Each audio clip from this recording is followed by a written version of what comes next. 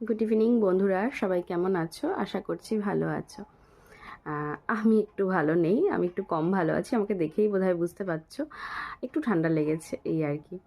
যাই হোক, আমি একটা কথা শেয়ার করতে চলে এলাম, যেটা হচ্ছে রিসেন্ট একটা ভিডিও খুব ভাইরাল হয়েছে আর চারিদিকে ঘোরাঘুরি করছে।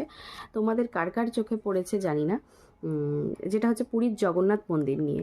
পুরীতে পুরীর জগন্নাথ মন্দিরে একজন বাচ্চার বাবা বাচ্চাটিকে কোলে করে নিয়ে মন্দিরের সামনে বাচ্চাটিকে শুইয়ে রেখে হাউ হাউ করে কাঁদছে আর বলছে, হে জগন্নাথ প্রভু, আমার বাচ্চাটিকে তুমি বাঁচিয়ে দাও। তো একজন বাবার অগাধ বিশ্বাস, যে যিনি ডাক্তার না বলে দিয়েছে সব কিছু থেকে বিরত, মানে সব কিছু প্রায় কোনো আশা নেই, সেখানে কিন্তু হে জগন্নাথের প্রতি আশা আছে, বিশ্বাস আছে, ভক্তি আছে।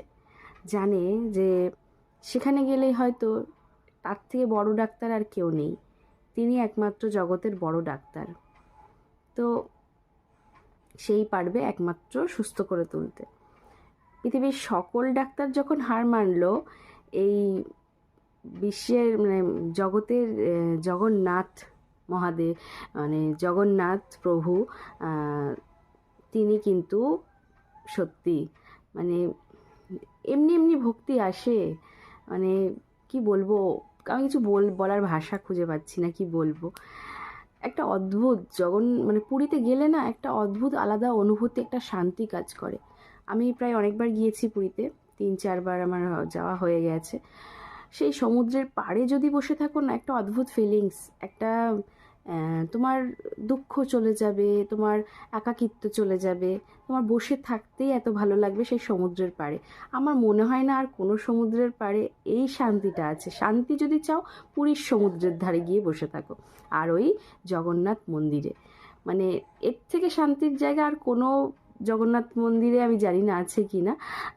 সবই ভগবান, সবাই প্রভু, কিন্তু ওই পুরীর জগন্নাথ মন্দিরের সাথে কোনো মন্দিরের তুলনা হবে না, আর অন্য কোনো সমুদ্রের সত্যি তুলনা হবে না।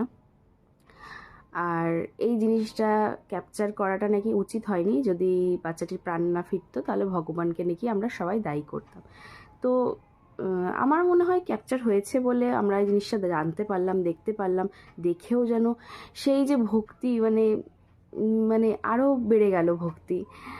আর সবার আগে ভগবান জগন্নাথ।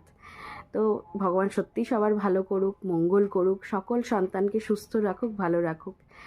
আর সবাই ভালো থেকো। আমার ভিডিওটি যদি ভালো লাগে অবশ্যই লাইক করো। ধন্যবাদ।